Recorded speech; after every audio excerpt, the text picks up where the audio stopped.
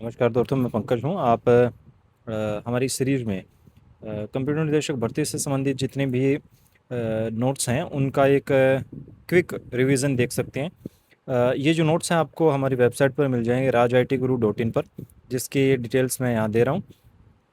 और ये QR scan करके आप डायरेक्ट वेबसाइट पर जा सकते हैं। चलिए हम अगले पेज पर चलते हैं जहाँ से हमने ये सारी चीज़ें देखनी है।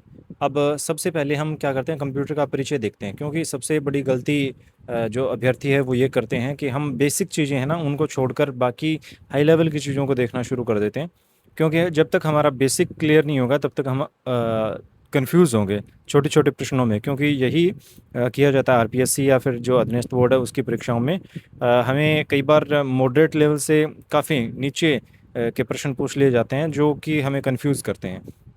तो सबसे पहला परिचय है कि कंप्यूटर असल में क्या है कि एक इलेक्ट्रॉनिक मशीन है और जो बिजली से चलता है। वो क्या करता है, हमारे काम को आसान बनाता है। अब कंप्यूटर में क्या है कि हम दो प्रकार के काम करते हैं, है ना। एक काम सबसे पहले क्या करते हैं, हम कंप्यूटर को डेटा देते हैं, है ना। कंप्यूटर को डेटा देना तो वो इनपुट करना हो गया, और कंप्यूटर से व्यवस्थाबद्ध करता है या प्रोसेस करता है। प्रोसेस करने के बाद हमें क्या करता है, आउटपुट प्रदान कर देता है। मैं थोड़ा जल्दी चल रहा हूँ क्योंकि हमें क्विक रिवीजन करना है। इनपुट जो यूनिट्स हैं उसमें हम किस प्रकार के यूनिट्स देखते हैं। इनपुट यूनिट हैं वो कौन कौन से होते हैं, आप बताइए एक बार। इनपुट में कौन कौन से आते हैं, जब हम क्या करते हैं, कंप्यूटर को डेटा देते हैं। क्या करते हैं, कंप्यूटर को हम जब डेटा देते हैं तो वो कौन से डिवाइसेस होते हैं, इनपुट डिवाइसेस होती हैं, ठीक है। और अ, जब डेटा हमने दिया कंप्यूटर को, तो कंप्यूटर उसे कंट्रोल यूनिट के थ्रू क्या करता है, कंट्रोल करता है कब कौन सा डेटा लेना है, कब किस प्रकार का डेटा लेना है। जैसे हम डेटा देते हैं टच, है ना, माउस के द्वारा डेटा देते हैं, पोजीशन वगैरह। इन अपने कीबोर्ड से कुछ डेटा इनपुट करते हैं। तो कीबोर्ड से जो डेटा इनपुट किया वो या तो नंबर होगा या अल्फ़ाबेट होगा, या फिर हम माइक से डेटा देते हैं तो आवाज़ के फॉर्मेट में होगा। वीडियो या पिक्चर वो हम किससे देते हैं, कैमरा से देते हैं। तो उन सभी चीज़ों को कंट्रोल करने का काम करता है कंट्रोल यूनिट। जितनी भी चीज़ें हैं, कैलकुलेशन है, प्रोसेसिंग है, वो एएलयू के द्वारा की जाती है। तो ये वाला जो पार्ट है वो सीपीयू का पार्ट है। ये वाला जो पार्ट है वो सीपीयू का पार्ट है, जिसे हम देख सकते हैं। अभी हमने जो सीपीयू का जो कंट्रोल यूनिट है वो डेटा लेगा कहाँ से, क्योंकि हमने सबसे पहले इनपुट किया है इनपुट डिवाइस के थ्रू, और वो चला जाएगा मेमोरी यूनिट के पास, है ना। मेमोरी उसे ज़रूरत के हिसाब से सीपीयू को भेजती है ना। हम डायरेक्ट कभी सीपीयू को कोई भी डेटा नहीं दे सकते, वो मेमोरी के थ्रू जाता है, जितना उसे आवश्यकता होगी वहाँ से, है ना। मेमोरी को हम डिटेल से पढ़ेंगे। अब आता है आउटपुट यूनिट। आउटपुट यूनिट में जो भी हमने डेटा प्रोसेस किया है ना, उस पर काम कर दिया, उसे एक सूचीबद्ध कर दिया, तो वो हमारा आउटपुट यूनिट के थ्रू हमें उसका रिजल्ट है जो मिल जाएगा। अब आगे आते हैं कि कंप्यूटर में जो वर्किंग है उसकी कैसे काम करती है ना। तो देखिए, कंप्यूटर में डेटा सबसे पहले दिया जाता है, डाला जाता है, उसे अपने इनपुट कहते हैं। प्रोसेस किए गए डेटा को आउटपुट कहा जाता है। यानी कंप्यूटर आउटपुट निकलने के लिए क्या करता है, इनपुट को प्रोसेस करता है ना, डेटा को प्रोसेस करेगा। अब स्टोरेज नामक क्षेत्र में उसका क्या करता है, भविष्य में अगर अपने ज़रूरत है, जैसे फ़ोटो क्लिक कर ली हमें, इन फ्यूचर चाहिए तो वो परमानेंटली स्टोर कर देगा, है ना। तो ये सारी चीज़ें इसमें लिखी हुई है। अब एक प्रश्न ये आता है कि हम डेटा और जानकारी को कई बार लेकर कंफ्यूज होते हैं। हमें पूछा जाता है डेटा और इन्फॉर्मेशन क्या है ना। इन्फॉर्मेशन, जिसे हमने हिंदी में सूचना कहते हैं, और डेटा, तो डेटा से क्या तात्पर्य है, तो देखते हैं। किसी भी वस्तु के बारे में तथ्य या जानकारी को क्या कहते हैं, डेटा कहते हैं। Everything is data. लेकिन इन्फॉर्मेशन क्या होगी। अब यहाँ पे एक उदाहरण दिया गया है, किसी छात्र का नाम है, रोल नंबर है, उम्र है, और विभिन्न विषयों के अंदर उसे जो अंक प्राप्त हुए हैं वो हैं। तो हमें क्या जानना है, किसी भी बच्चे की बारे में जितनी भी जानकारी, वो सारा क्या कम्प्लीटली डेटा है। लेकिन मैं चाहता हूँ कि इस बच्चे का साइंस के अंदर कितने मार्क्स आए हैं, वो पर्टिकुलर डेटा मेरे लिए क्या होगी, इन्फॉर्मेशन होगी। एक दूसरा उदाहरण ले सकते हैं। आपके पास एक लाइब्रेरी है बड़ी सारी, उसमें बहुत सारी पाठ्य पुस्तकें हैं, बहुत सारी प्रतियोगी परीक्षाओं के लिए आपके पास पाठ्य पुस्तकें हैं, किताबें हैं, नोट्स हैं।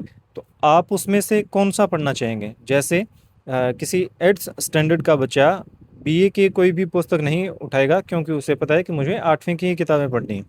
तो मेरे काम की जितनी भी चीज़ें हैं ना, उस लाइब्रेरी की जितनी भी किताबें, वो तो है डेटा, लेकिन उसमें से मेरे काम की चीज़ें हैं वो मेरे लिए क्या होगी, इन्फॉर्मेशन होगी, है ना।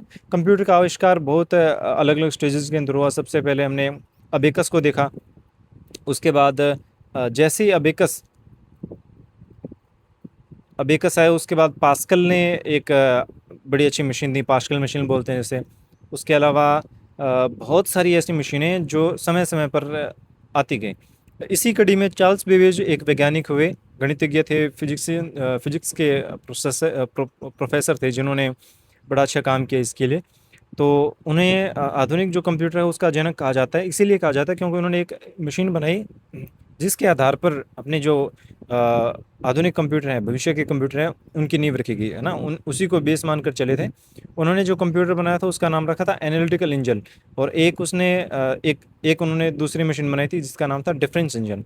ठीक है, इसी के बाद क्या हुआ कि कंप्यूटर की जो प्रोग्रेस है, उसका विकास है, वो हुआ। अब यहाँ पर आप देख सकते हैं पहली जनरेशन के कंप्यूटर हैं जिसमें जिसका एनाइक एक आया था, है ना, कंप्यूटर।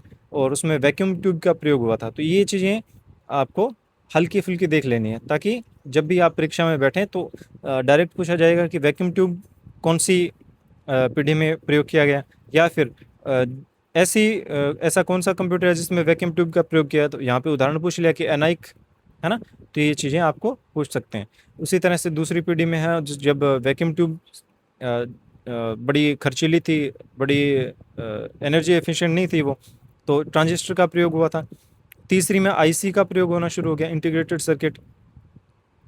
और इसी तरह से चौथी जो पीढ़ी थी उसमें जो बड़े छोटे प्रोसेसर, माइक्रो प्रोसेसर का प्रयोग होना शुरू हुआ। और उसके बाद आजकल हम जो पांचवी पीढ़ी देखते हैं, लार्ज स्केल, है ना, बड़े ही बहुत ज़्यादा मात्रा में जो प्रोसेसर है या इंटीग्रेटेड सर्किट है, वो एक छोटी सी चिप के ऊपर हम लगा सकते हैं। और उससे आजकल की जो पीढ़ी है उसे कहते हैं आर्टिफिशियल इंटेलिजेंस या टू डिस्ट्रीब्यूटेड प्रोसेसिंग, है ना। तो इस प्रकार की जो तकनीक है वो हाल फिलहाल में चल रही है, जिसे हम जानते हैं। अब एक ये आपको टेबल दी जा रही है जिसमें जितने भी आपके जो कंप्यूटर हैं या उनकी पीढ़ियाँ हैं उनके बारे में लिखा गया है। ये पीडीएफ आपको इस वीडियो के डिस्क्रिप्शन में मिल जाएगी। यहाँ से आप देख सकते हैं कि वैक्यूम ट्यूब का प्रयोग हुआ था और उसके क्या प्रोज थे, उसके क्या कौन थे, कैसे काम कर रही थी, उसकी कौन कौन से टाइप हैं, है ना। एनाइक है, यूनिवैक है, आईबीएम का 701 है। तो इस प्रकार के जितने भी उदाहरण हैं वो उसमें दिए गए हैं, आप इन्हें देख सकते हैं आसानी से। आगे चलते हैं, कंप्यूटर का जो वर्गीकरण है ना, वर्गीकरण कैसे। अब कई प्रकार से हम कंप्यूटर को वर्गीकृत करते हैं ना। तो एक तो होता है उपयोग के आधार पर, आकार के आधार पर, उसके अलावा उसकी जो वर्किंग है ना, वर्किंग के आधार पर होता है।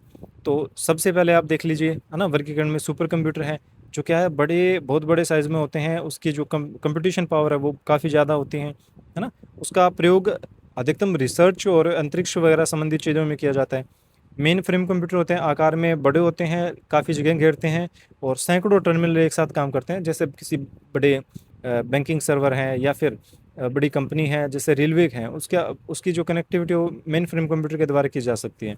उसके अलावा मिनी जो कंप्यूटर है वो क्या होता है, आकार में छोटे होते हैं, लेकिन उसका जो प्रयोग है ना वो ऐसी जगहों पर किया जाता है जहाँ से 10-12 लोग काम करते हो ना एक साथ।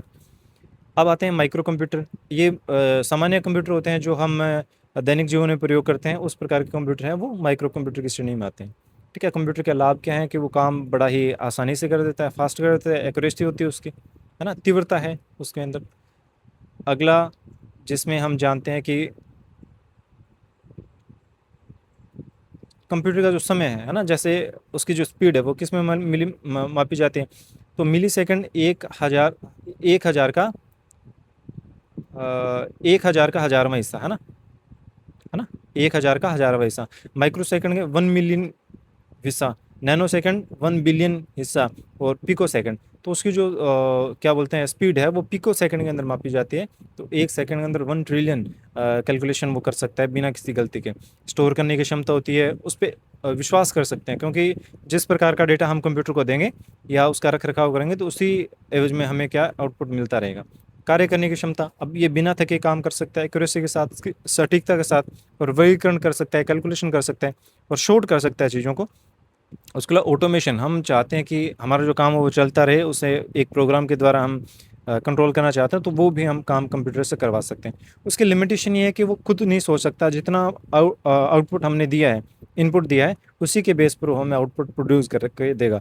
अगर हमने गलती कर दी तो उस गलती के आधार पर कोई खुद से निर्णय नहीं लेगा, वो केवल उसी इनपुट को आधार मानकर उसका आउटपुट देगा। तो ये उसकी एक लिमिटेशन है। बाकी जो आगे की सीरीज़ है वो हम कंटिन्यू रखेंगे।